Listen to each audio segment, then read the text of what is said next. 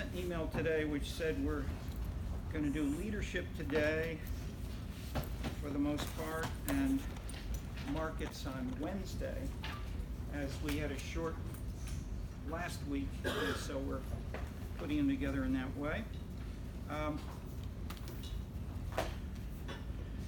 Leadership, I'll say first a few words on different classes.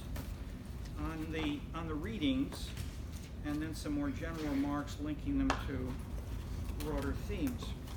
The general background, I'll also flag, we will go over more generally in the section on community power. How many of you have been able to find a copy of the Dahl book? Okay, so is it in at the seminary? Okay, so if nobody has it, then that answers the question. That's fine. It's on this section. It's also in the section on community power, and it's a core work. I'll simply flag for that one that it was a response to decades of business domination, neo-Marxist interpretations of leadership, which dominated in the U.S. and a chunk of Europe in the 1930s, 40s, 50s. Floyd Hunter's book in 1953 articulated this in the title Community Power Structure.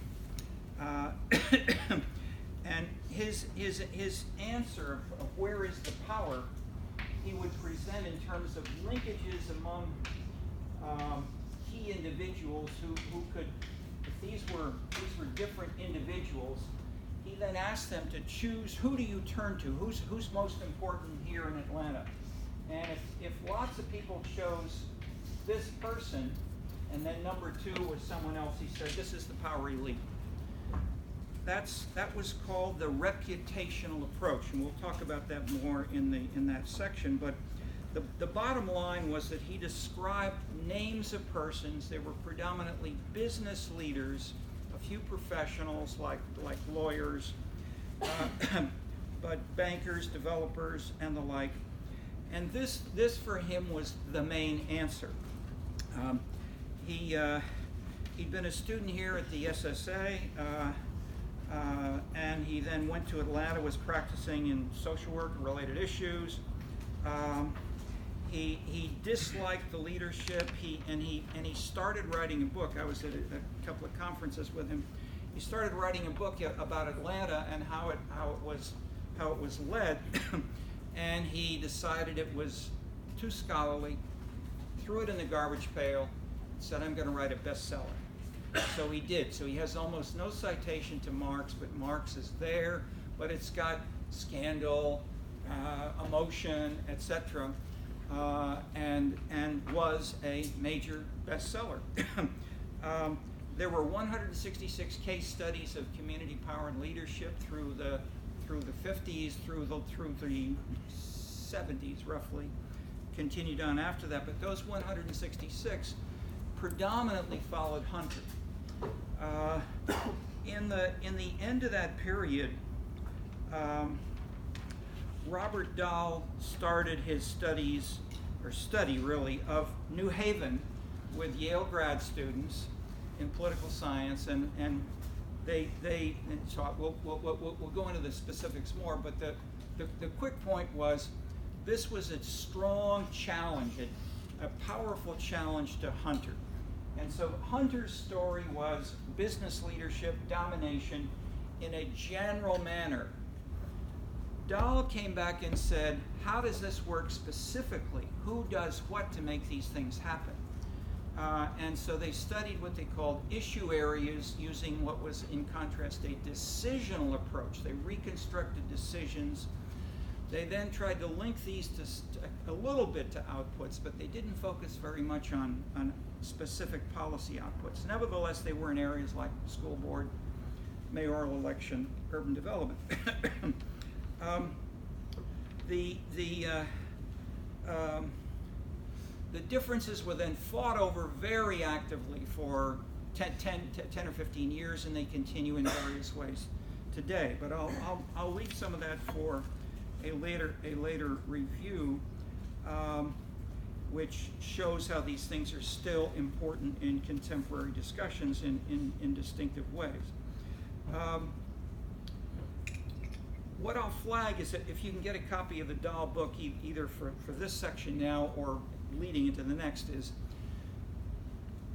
it too is written for a more general audience, not for coherent lists of academics or whatever. What that means is to find the key concepts you need to read carefully, and I'll lay some of them out in the future. But for now, I'll make just one or two briefly to look for and see how that differs from Hunter. For Dahl, power is a potential, a resource measured by, let's say, or conceptualized in terms of specific resources like money, votes, followers, access to the media.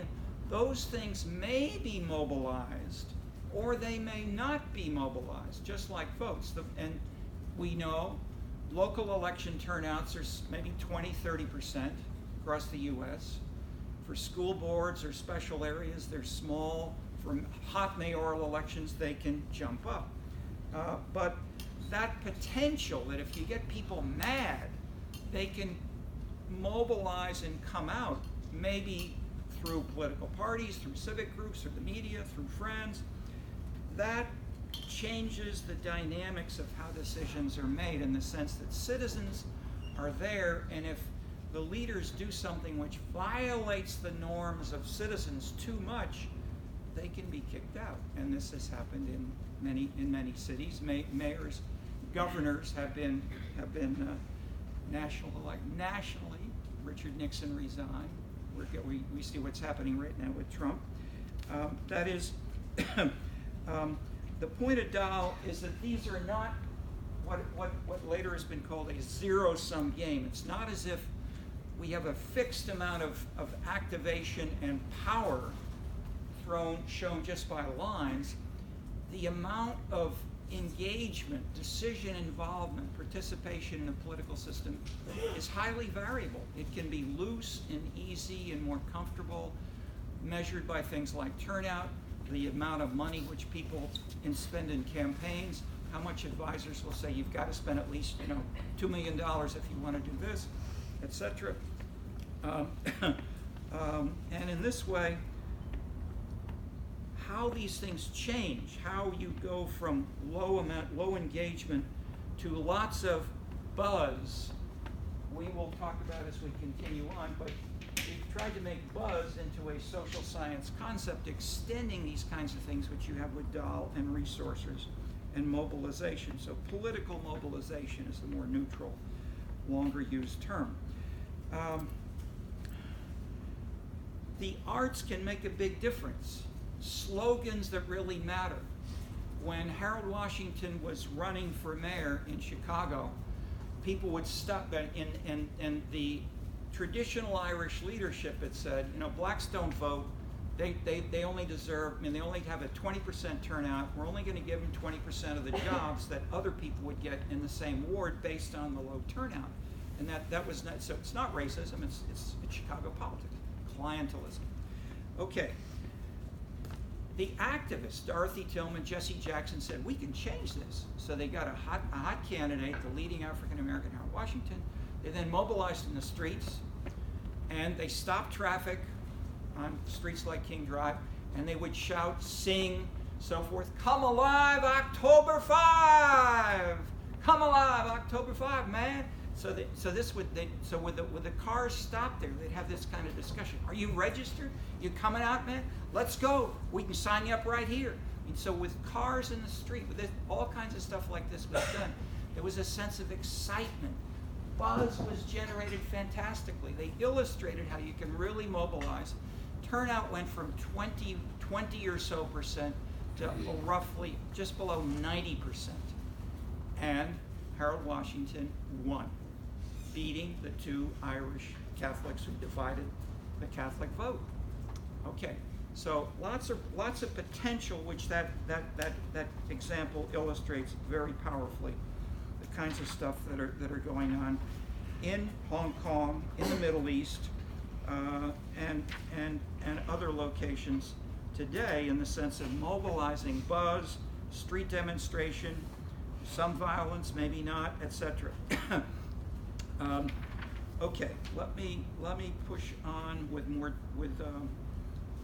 or two more specifics, and then move to the more general points. The readings in leadership include Who Governs. The next main reading is on Atlanta, but it's not Hunter, it's Clarence Stone. Clarence Stone has an I would say somewhat intermediary. That is, from everything we've seen, Atlanta is more hierarchical than New Haven. The South in general had hierarchical politics. The political culture of the South was based on slavery and more on hierarchy. New England was the opposite. Stone's idea was to say, yes, there's a business elite, yes, they're major and important, but maybe citizens are there, or at least there's civic groups. And so let me qualify. The main, quote, group was a business group. It had a general name like Greater Atlanta or something like that. But his point, or his revision of this, was basically saying business dominates, but not narrowly and specifically, but by using broader business civic leadership in ways that tilted strongly toward business interests.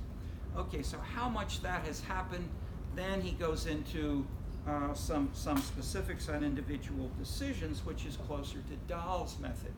So you have elements of Dahl and Hunter together, but with a relatively strong business domination style. And the term he gave this was regime. Regime politics, or the idea of regimes with a strong business component, dominated urban politics policymaking for 20, 30 years. Most people followed this perspective. Urban Affairs Review, look at the journals, etc., books, PhDs. Then we had, and each year there was a section of the urban politics, there was a meeting, the urban politics section, the APSA, at the annual meeting. That was often there would often be maybe have 6 or 8 sessions. One session was often, what's the future of urban politics? How should we do this? What are the new issues, and so forth? And I went and participated in many of these. We had one in Chicago. Clarence Stone was there. I was there. 2 other supporters of Clarence Stone with results in their papers showing how regimes still dominated. Everything looked as it had been for years. And then Stone made his talk. And he said, community power regimes are history. These are no longer useful concepts the way they were, because the world has changed. People fell off their chairs, especially the next 2 people who presented papers who were saying the opposite, okay, etc. So the same thing happened the next year in Washington. Another round table, same different group of people, but I and Stone were there. He said the same thing basically. Okay, so I'll generalize from this in a minute, but what in a sentence, my generalization is: cities differ, they're not all the same, and there's not one model. It's neither just politics nor just business. Maybe we've got a mix of each, and nor are citizens either in or out or zero. They can vary, and their buzz, their mobilization can transform a political system, change the mayor, council, and so forth.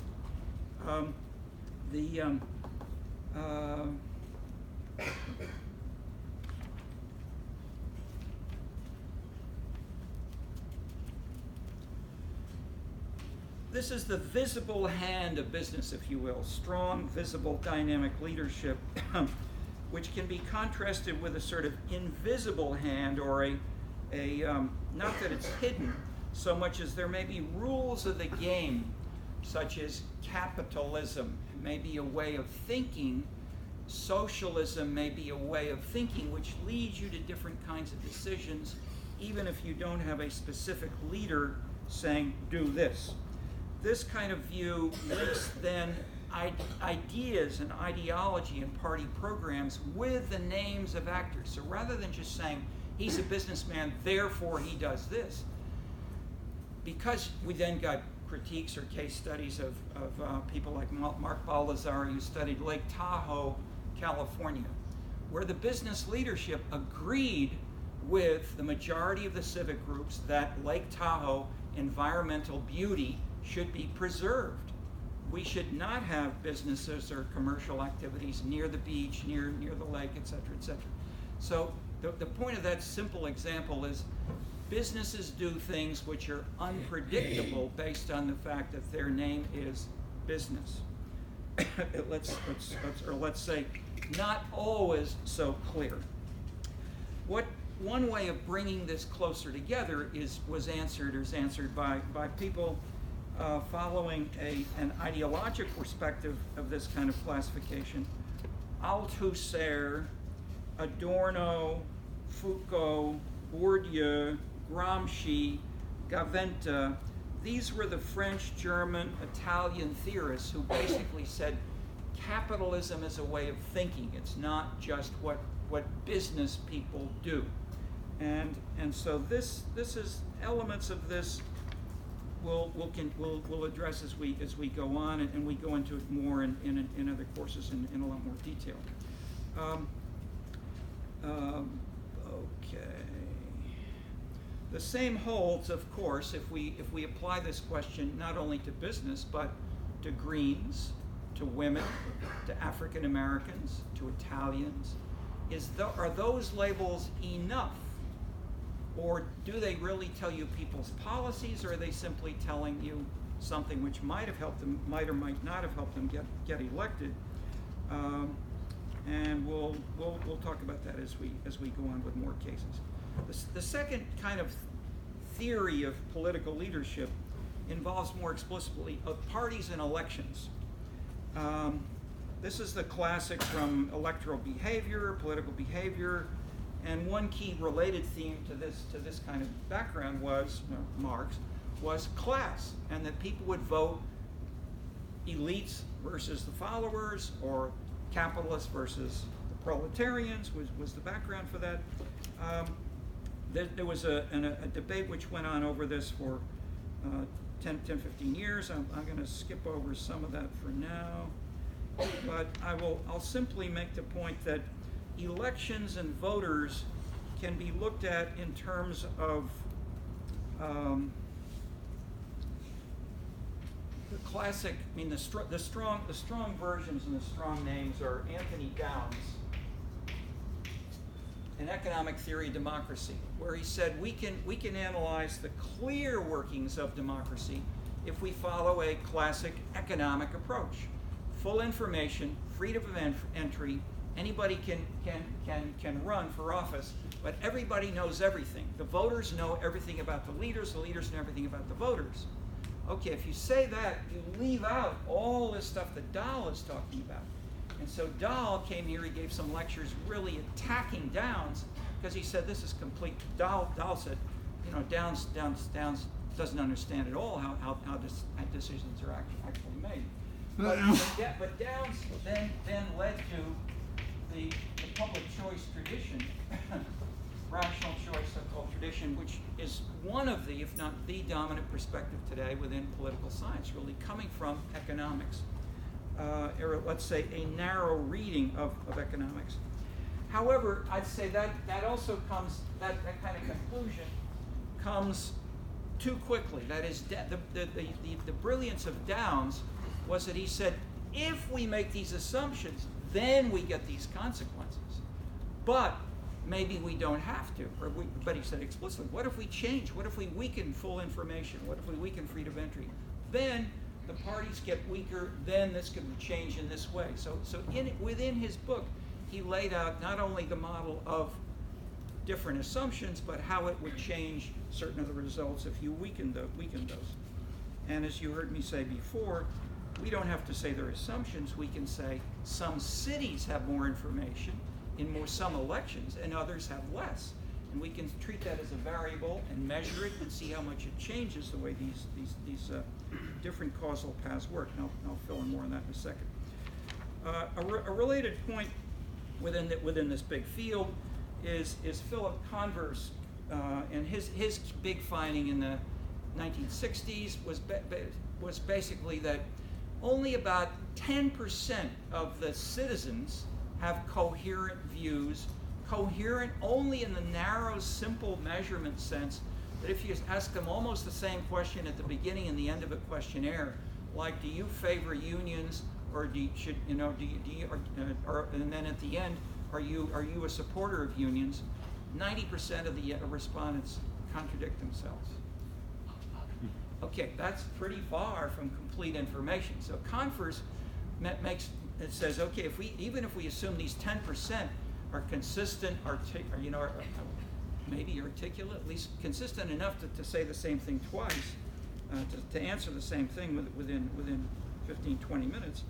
The point is, most people don't have a lot of information and answer questions consistently. So out of this grew the idea of issue politics. People may not have much information about everything and in general, but they may be very interested in one issue or certain specific issues. And in that way, the workings of the political system differ.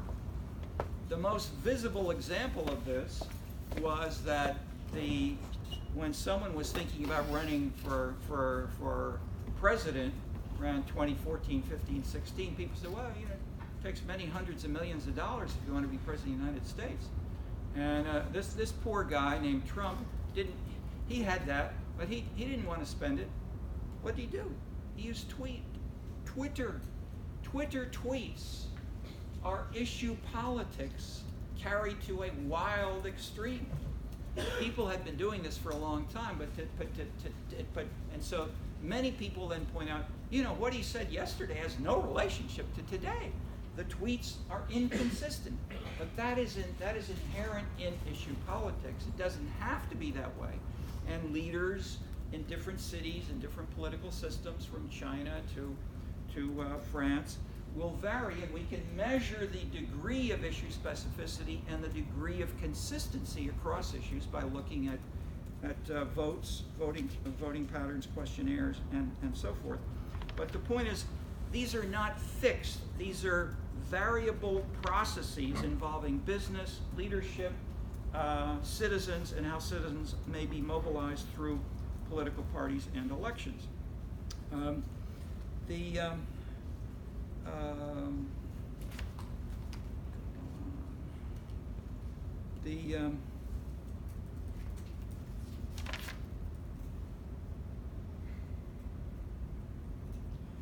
In the European national context, which I'll mention just briefly,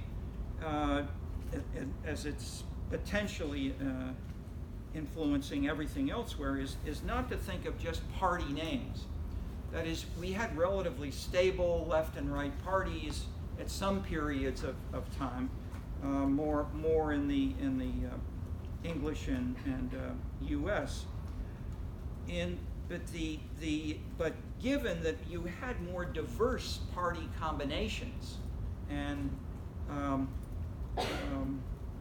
programs, there was a smart Dutch sociologist, Abram de Swan, and what he did was to go out and measure, theorize, and then measure how these things work in many different European elections. His idea was not to look at the name of the party so much as to join the name of the party with a left-right dimension, which is the same thing that Downs had used. And then what he added, in contrast to the earlier major theory, which was widely used in the U.S. of Von Neumann and Morgenstern and others, which was that people want to maximize, party leaders want to maximize their votes.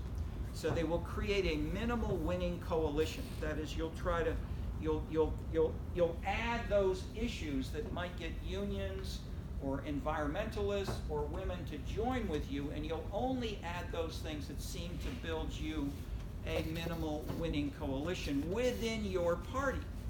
Okay, what DeSwan said, in a multi-party system, you have 15 parties. They have 30 parties in Italy now that are major players.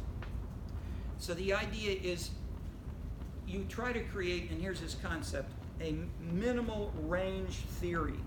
That is, his minimal range theory says bring parties into your coalition that will minimize the ideological range that you have to respond to. Because if you go too far, you won't be able to do it. And if you want to raise taxes and lower taxes on individuals and so forth, you'll potentially have too many conflicts. And so the idea, this is linked, of course, to issue politics. If you spread too far and you try to get people to back you, called, say, the Republican Party in the U.S. Congress, you can lose.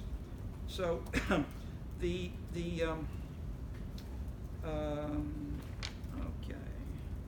So minimal coalition, minimal size, minimal range are two competing principles for building pyramiding, for pyramiding your resources into a winning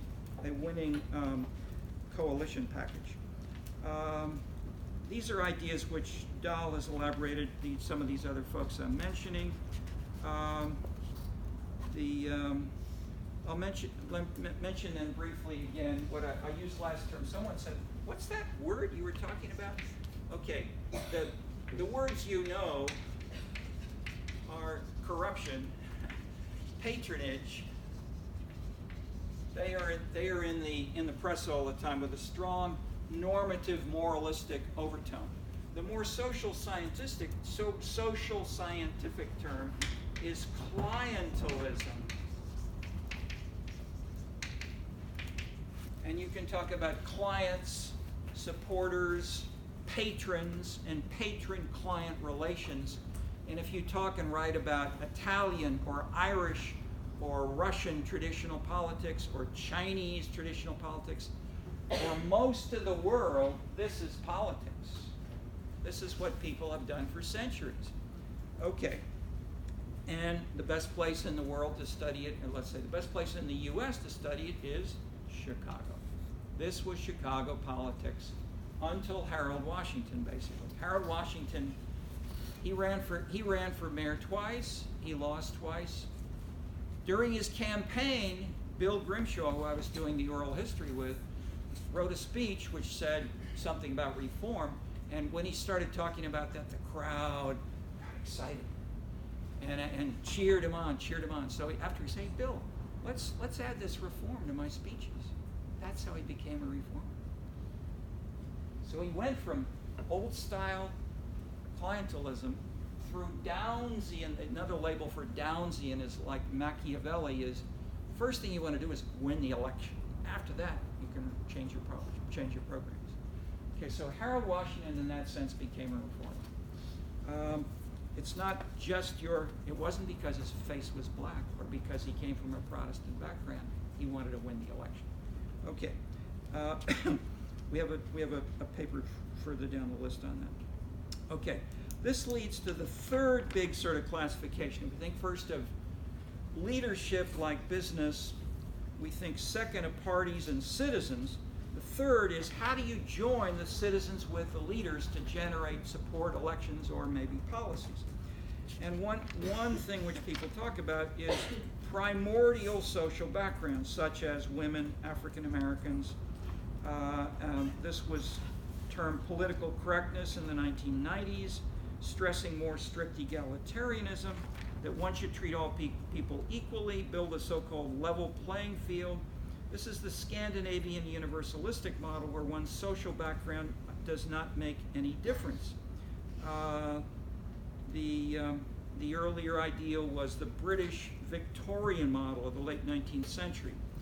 And this was pursued in the US by the American, also called the International City Management Association. Its enemy was the machine, or clientelism. And as you move further west, you have more politics, which is influenced by this style from the late 19th century onward. The state of California was formed in the late 19th century, and it included state laws, state constitution, that all local elections must be held without the name of a party. So basically, they're nonpartisan kinds of elections, which encouraged the ideal of the city ICMA, which is there's neither a Republican nor a Democratic way to run a city, just the right way, the business engineering way, or the engineering way, not business in that corporate sense. And so that view dominated California politics, and in many middle-sized and smaller cities, suburban areas of the U.S., it still is there. This worked until we'll go through some of that later on, worked till about 1968, at which time most of the city managers were kicked out by mobilizing women, African Americans, Hispanics, environmentalists, and others who said, we don't want these engineers telling us that social background doesn't matter. We want to have more of us in the city council, and then they kicked out the city managers. Okay, so you have this degree of politicization along different lines. Koreans went further. They created a national ministry of gender equality under one prime minister, for instance. And these issues, as I think you can see, are going on in a pretty active way right now, from museums to universities to political leadership to civic groups. The use of especially national background and class by social groups is classically termed ethnic politics. It's more important classically in the U.S. than in some other countries like Europe, as the U.S. has weak political parties. Where parties are strong, ethnicity tends to be less salient, but it has broken into the party systems of Europe in the late 20th century with new immigrants from North Africa, Turkey, and Eastern Europe. So the social and ethnic background has become a marker in ways that has become it's become the major issue of politics in Europe today is immigration.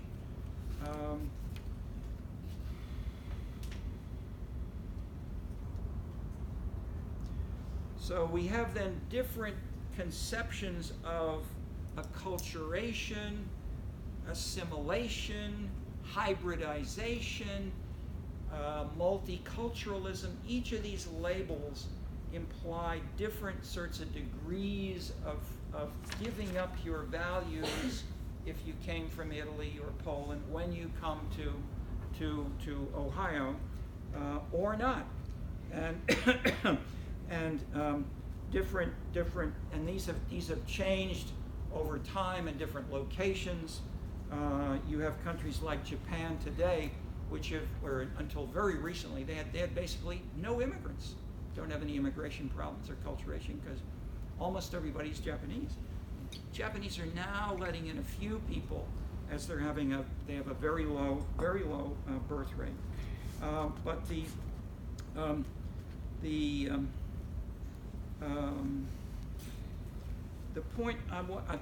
general point I'm making with each of these three, business leadership, political leadership, ethnic politics, is that they can vary. They're not a dichotomy. They're not you do them or you don't.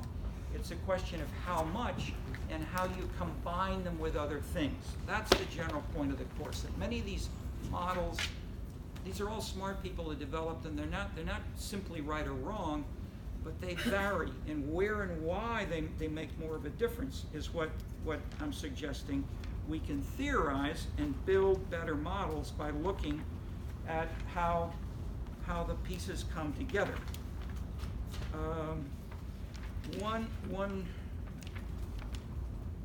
Just one more sort of, before I draw that diagram, is the concept of invisible versus dynamic leadership.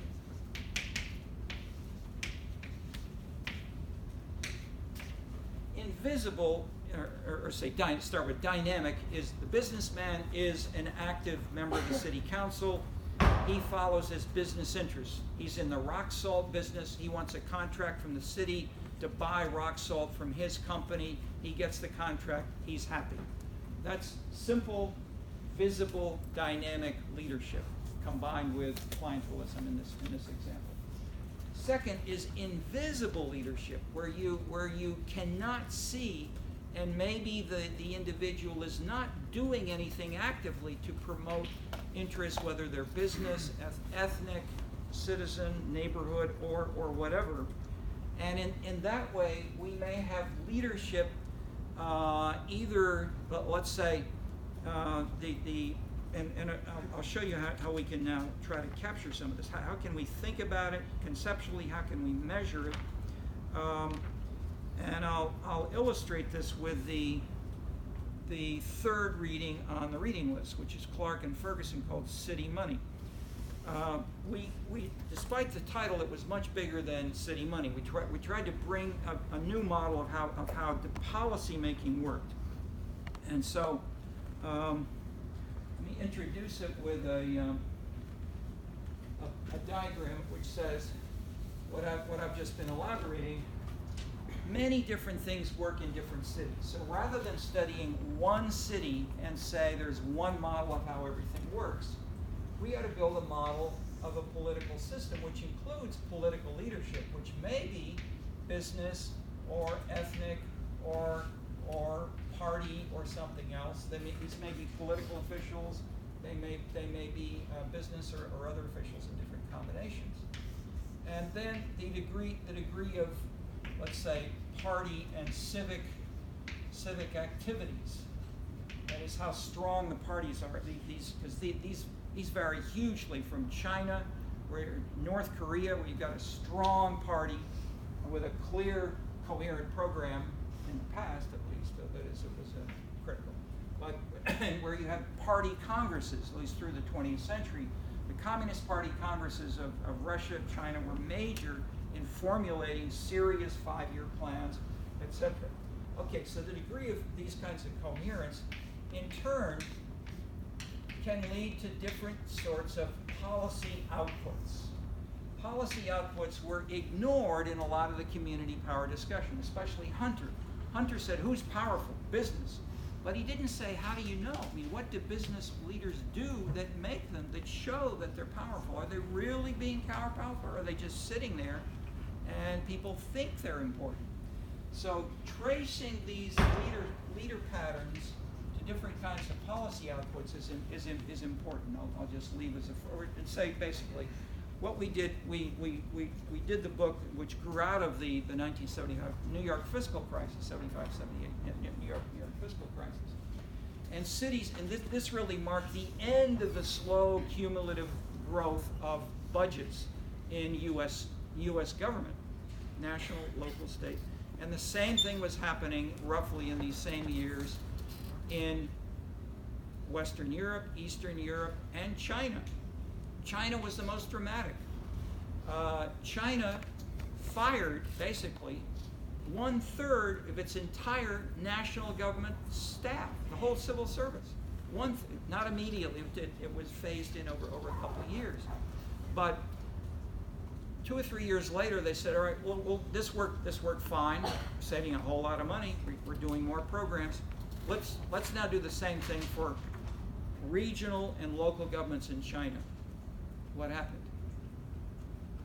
The regional and local governments didn't do it. You think there's one party that really dominates all policy? So you can try. If you read the New York Times, you think there's a very one strong leader and he gets everything he wants in China. No, he's got a lot of stuff going on, which fits some of these discussions about resources and mobilization and issue politics and the like. That's one powerful example. In Western Europe, it was Margaret Thatcher. In the U.S., the name was Ronald Reagan. These people, in a strong leadership model, people said they killed the welfare state. But one of the most dramatic findings of City Money was the people who killed the welfare state were citizens. They elected Democrats who were fiscally conservative 4 years before Proposition 13, 6 years before the Reagan election. They weren't noticed because the national government was giving the money and because they were Democrats. And everybody knows Democrats, at least in Washington, want to spend more money, and therefore we can't have anything being cut back. But in fact, they were cutting. After 1974, 6 years before Reagan, the average U.S. American city was cutting back in its own source revenues. And I said this in 74, 75, 76, everybody laughed, they threw tomatoes at me and so forth. And then 78 came along, so, oh, those are just the kooks in California. A year or two later, Michigan and Massachusetts had the same kind of referendum as in California, same result. 2/3 of the citizens say, cut the taxes by half. And it was declared the taxpayers' revolt. And then a year or two after that, Ronald Reagan was elected. So people said, Reagan killed the... No. Reagan was a consequence, not a cause. The election of Reagan. Okay. And there have been closer studies of this nationally, and if you look more closely, there was... look more closely. Take a look at the book. The fourth reading in this section is by Dennis Judd and Michael Parkinson, called Leadership in Urban Regeneration. And take a look for fun at this chapter on Liverpool, England. It had Irish, remember the Irish? Irish activists who were major party leaders in the Labour Party, and they drove the city of Liverpool into bankruptcy, wanting to get a national government bailout led by the Labour Party, and they wanted to force Margaret Thatcher to have to support them the way these kinds of things they hoped might happen, because they were just, how could a British city go bankrupt?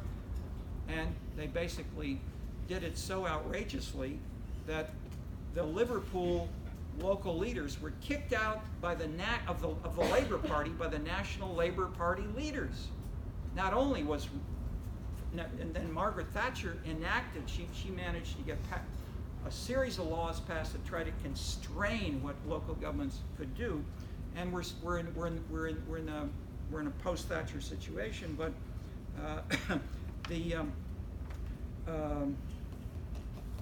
the issue specificity of this is more powerful if you look more closely. Such as Margaret Thatcher was fiscally conservative, but she used the surveys of the British Public Election Study to find out which citizens wanted what. And she found that blue-collar women, or say less educated English women, really did not want nuclear energy or nuclear issues in England. So she strongly opposed that and said, I'm an environmentalist. I don't want anything nuclear in England. And she got more votes. Okay, so the point is, even a Margaret Thatcher I'll quickly make the point. We in the U.S. may think of the British Party as part of a European, the British Conservative Party was redefined by Margaret Thatcher. She made it closer to Reagan, closer to markets. Prior to Margaret Thatcher, markets were not really endorsed by the British Labour Party. So I'm making the point that yes, the European parties are stronger, but where and how much demands analysis, as we do, as we'll see initially in City Money, but then more in the book called the New Political Culture in Chapter 4. Okay, so one of the findings of the City Money book was that what we set out in Chapter 1. Say, what are the models? We talk about the kinds of models that I've just discussed: leadership, citizens, downs, and I'll add another one, which is migration. That people can, as they say, vote with their feet. You can move away from a town which does things you don't like, and therefore leaders should and do worry about that. That if they do things that are really too unpopular, they'll lose citizens. Or if they do them well, and we'll come back to this, They can attract more citizens of different age cohorts, different orientation, etc. Okay, so how can we put these together? We measured, so we built a model that included these kinds of things and then a series of socioeconomic characteristics. Yes, yes. So we can have, population size, we can have economic diversification, we can have people who want sort of high versus low government spending. We can add a series of things like this, which in turn influence these kinds of other patterns, directly and potentially indirectly. So A, B, C, D, E, and then they may transform. So this is a so-called interaction effect. You can have an arrow that comes around and weakens political leadership if you have, for instance, higher education. As people get more educated, they may be opposed to having stronger leaders, as seems to be a factor in Hong Kong now, for instance, or in many of these demonstrations.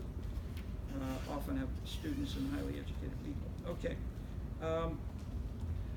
What we did then in City Money was to measure the strength of these A, B, C, D, E, all these things. Take a look for details. I'm going to pass over for reasons of time, but we can talk about it here now today, or when you looked at some of the readings if you haven't now. But the big finding was they changed over time. And in the time period that we had, on which we had data at this point, which is roughly 1950s to when you did the book, I think we had data through basically it was through the 70s in the first round. So we basically saw one huge change that transformed many of these processes, and that was really 1968 to 70. To 65 was the first big Harlem riot. I was at Columbia at the time. It was big stuff. The 68 was the peak of demonstrations. Many African Americans were mobilized against the political leadership. The Black Panthers emerged. This became more politicized, more racial conflict, but all union conflict. That is, you had three groups marching in front of city halls around the country. You had public service workers, that is, police, fire, civil servants of local governments, were not unionized. Often the law prohibited it in certain states or certain cities. The workers were pressing for unionization. They were demonstrating. Second, there were students and others demonstrating against the Vietnam War. So they were going back and forth. And third,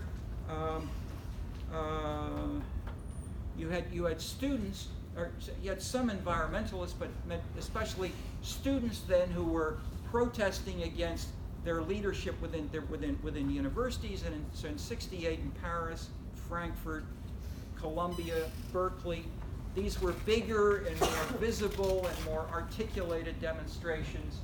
And so I put on the board last time, 1968 was a critical turning point. So if we look at these kinds of data, basically, and we think of the Downsian idea, and we think, how might these processes change if we have a 1968 with riots going on? If we have a city council meeting, or we have a negotiation meeting in a mayor's office between the Black Panther leaders and the mayor and 5 of his top staff, and you have 20 guys in the hallway sort of jangling chains, making some noise like that. The mayor in turn is asking himself, have the citizens changed in what they want? He thinks, maybe he doesn't know Congress's findings, but he says, maybe I and they, maybe we haven't been responsive enough to lower status persons. Maybe the African Americans are not getting their share of this. Maybe I should do more. So many mayors in that period We checked a bunch of different years, but the strongest period for city council decisions implemented in budgets was 1970 to 74. 70 to 74, this arrow, A, got a lot stronger. Mayor's preferences mattered more. We had questionnaires which asked the mayor, mayor and city council members, how much would you like to spend on each of the following issues, more, same, or less? And that, weighted by how powerful the mayor was, had a big impact from 1970 to 74. Before 1970, it was almost insignificant. And after 1974, it was almost insignificant. So how do we join this with the Downsian idea of complete information?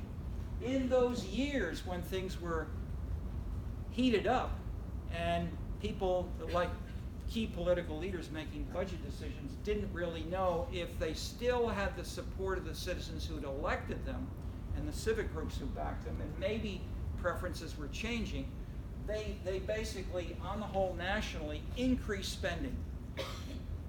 What happened in 74? The taxpayers revolt. That is, they went too far for some citizens in some cities. In California, 1974 led the way in mobilizing average citizens against higher spending. And so property taxes were cut by half, roughly. And then, as I said, the same thing happened in Massachusetts. So you can have these dimensions leading to new decisions, but I'm now putting a box around this to say we can shift the amount that if we can have historic, so this could be, say, 1960, 1965, 1970, 1975, and so forth. We can re-estimate A, and the bottom line was A was insignificant in earlier years. It was strong in 70 to 74, and civic groups, especially African American, Union, and some other groups related, generally leftist, had more impact in these years. Whereas after 74, leading up through, and 74, I told you about why we captured it, because that's when city governments started spending less, if we looked. And from then on, political leaders, generally, no impact. This leads to the next section, which we'll discuss on Wednesday, of markets. And so market competition among cities could lead them to say, we're going to lose investors, citizens, support, and I'll be voted out if I'm spending too much. And so that in turn led to policy changes and electoral changes in dramatic manner. Okay, what I'm labeling this as a contingency theory of political leadership initially, or later we've called these a scene.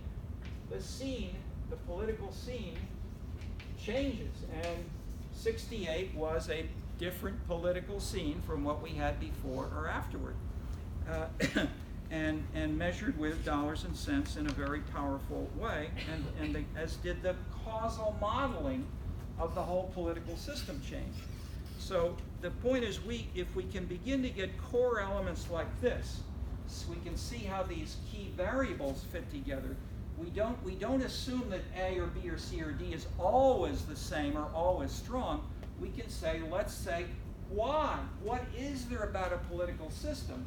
And we can look at system characteristics up here. Instead of talking about assumptions like full information or freedom of entry, we can say how does freedom of entry change the dynamics of these processes, A, B, C, and D.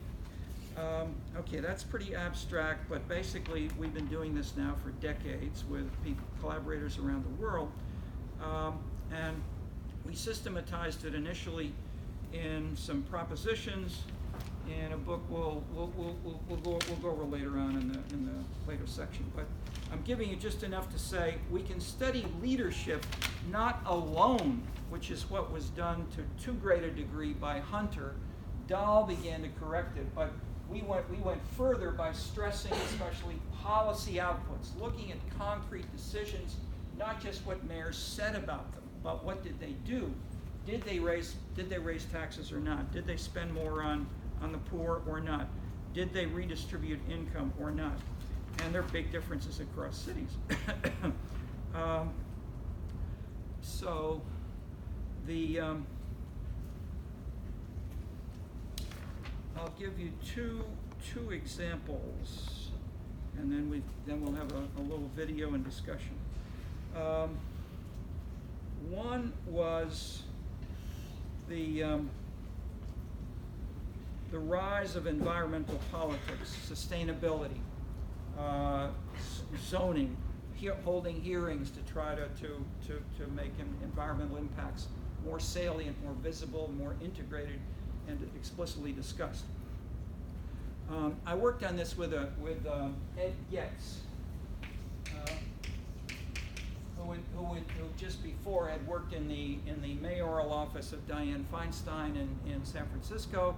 He was an activist and in that office, a political scientist as well, and just finished his PhD, but did this for several years. And he knew many of the cities that were cutting edge. So San Francisco was and is a cutting edge city in terms of environmental issues. And so we started to get data on this. We talked about it, and we got data. We had, I think, from 5 sources. We had a national survey which he did on do you have an organization that is specifically concerned with growth control, of limiting business growth or the size of the city in various ways? And cities, and across the U.S., maybe a third of U.S. cities had these. We then had data on all these other things, so we put together the growth control measure with the other data, and then said, here's an important critical policy output.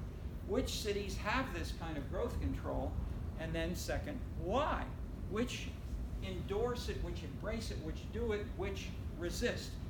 And so we used the combination of national comparative studies, and then we had 5 cases of the leading cities in the U.S. from San Francisco, Boca Raton, Los Angeles, Seattle, and one more, I think. But basically, we found the same story in the case studies as we did in the comparative work. When you had, and we measured it in part with a political leadership question. We had measures from all the leaders. We asked them a question: how often do you vote against the majority of your constituents? Sounds like a wild question. Would any leader ever say of it? The answer is yes. You know, maybe a third. I can't tell you exactly now, and it changes over time. But, and then we've done this internationally. So the countries. So Poland and Italy, Poland under communism, and Italy under the old Christian Democrat communist leadership. The leaders said, you know, sure, of course I vote against the citizens all the time. Strong leaders, you know, Trump is talking this up. Okay, strong leaders say this, you know, we do the right thing. The most populist were the Israelis. Israeli leaders, doesn't always look that way in the press, but at least the data on the local level, Israeli leaders said, I almost never vote against my constituent. But within the U.S., there were big differences. That is, some mayors and leaders in some cities said yes, had higher and other lower scores. And basically, what we found in many of these case studies was that the citizens mobilized against the city council and against the mayor. They created local organizations. So they brought in staff and activists from the Sierra Club, from other kinds of environmental organizations, when the council and the mayor were doing things that were seen as bad for the environment. And they protested, they demonstrated, you know, et cetera, et cetera. Then, in all 5 of these cases, they elected either new mayors or I think in Los Angeles, there were 4 new city council members, and so the council went from a minority to a majority that favored environmental issues, and these were four people who lost were the closest people to the mayor. So the mayor really was against environmentalism. He reversed himself. Seattle went much more strongly toward environmentalism. Boca Raton. So, and then what happened after these new people were elected? I'll ask you. Let me ask what specifically happened to the activists, to the protest meetings, to the organizations that had made this happen. Did they get stronger and bigger and more influential? Did they have connections with the political leadership, or did they weaken?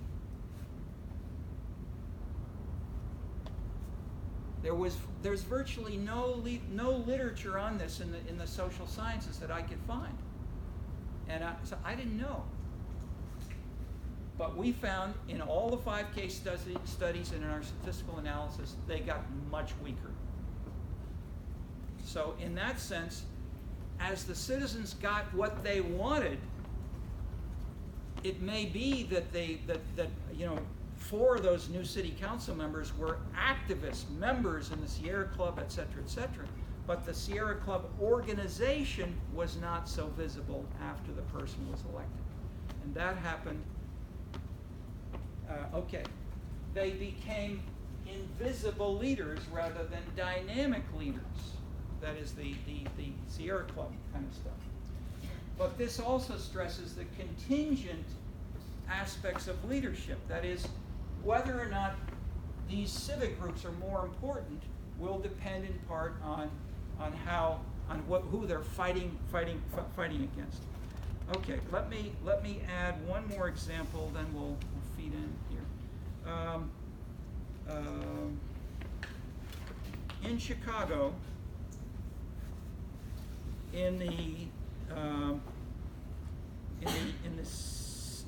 late 70s, I was on a radio talk show called "Is Chicago Dying?"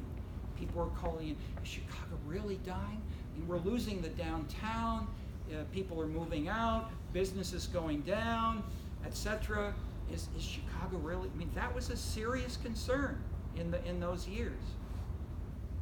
And the size of the downtown was getting smaller demographically.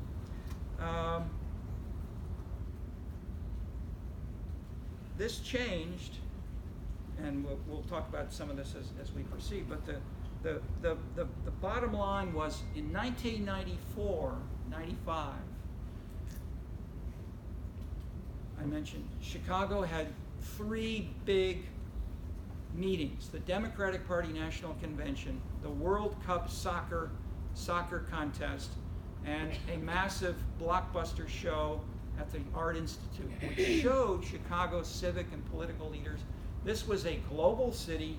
A lot of people wanted to come here. It was attractive. And then this continued in what was called Chicago Fest, a festival which was there under Jane Byrne. She started it, but it got bigger and bigger and bigger and bigger. And so let me then ask you, and we'll look at a video briefly here. It now is a 4-month entertainment sports complex, and is the relationship between the Chicago Fest and these related activities on the one hand, and the question which I'll put in next is, which has the fastest growing 25 to 34-year-old age cohort in the 3-mile downtown area of its central city? If you look at all the metro areas of the U.S., central cities and related to suburbs, which downtown has the fastest growing? Austin, Seattle, New York, Berkeley, Bay Area. Chicago is was number one. It's been either number one or close to it. That is, we have a massive number of young people, 25 to 34, moving to Chicago at all levels of income and education. They're not just young urban professionals. Okay, can we have the video?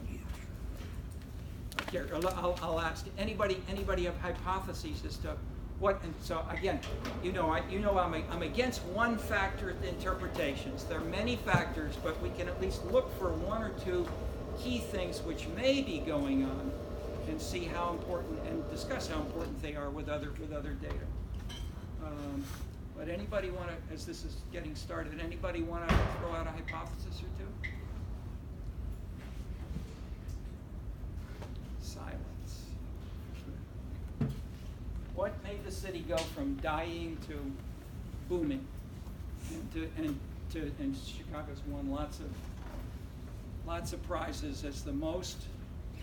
The daily won prizes as the mayor who was most respected by artists and the arts in the entire United States, by the National Endowment for the Arts groups. Ready? Yes.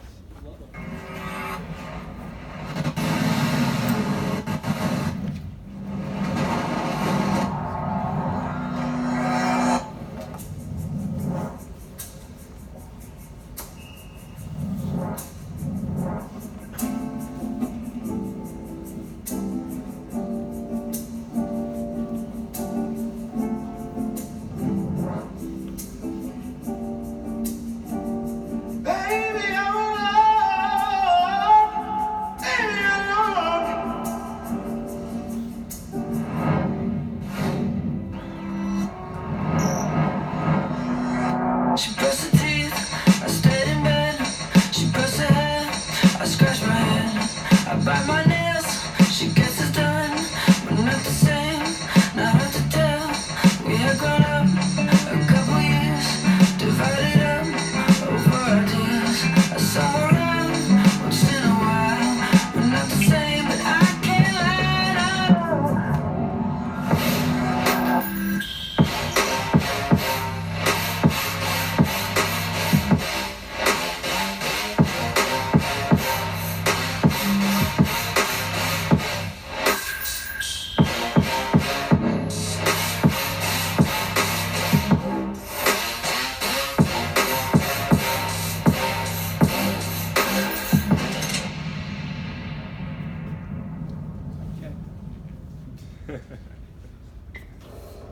Is that an answer? Discussion.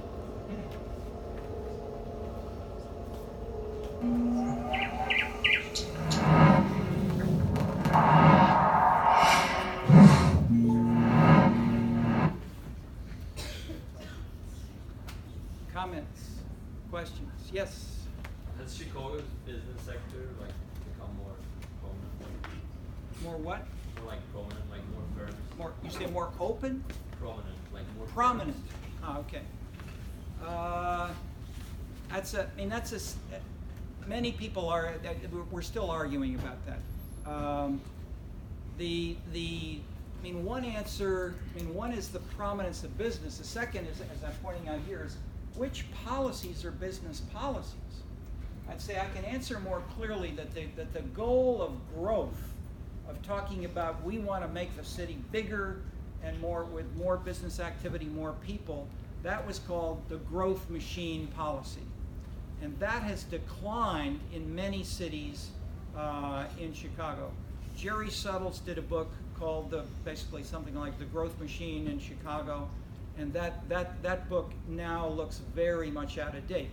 And Clarence Stone, who basically was arguing that this is the model of American politics, has said it no longer is. On the other hand, does that mean business is not important? I would say, again, it compares to what? Business leaders, if you ask in a simple question, how important are each of the following groups in, say, such things as city budgets?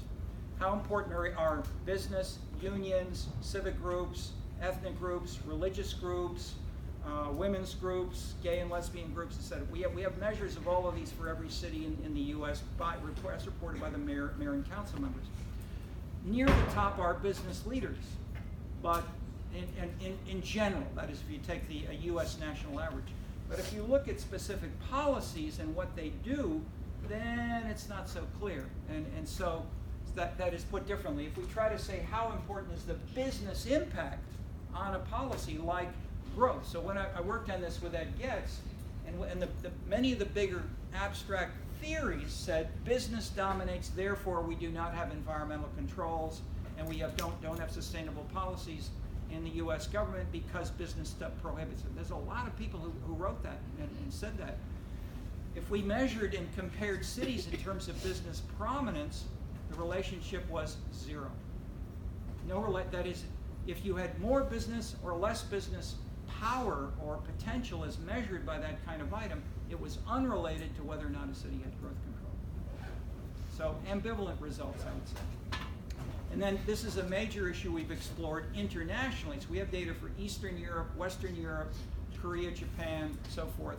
And I won't try to go into that right now, but there are many other, I would say, the big thing is to look at the contextual scene which defines how these things work. Okay, but good question, which follows from literature. Other comments, questions?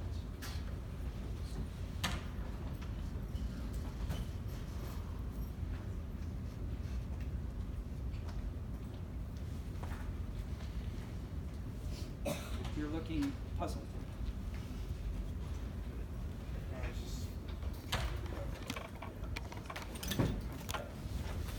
Thoughts? Did you show us that video? You were saying that, like, people said that Chicago was dying and then all of it happened and now people don't think Chicago is dying? Yeah?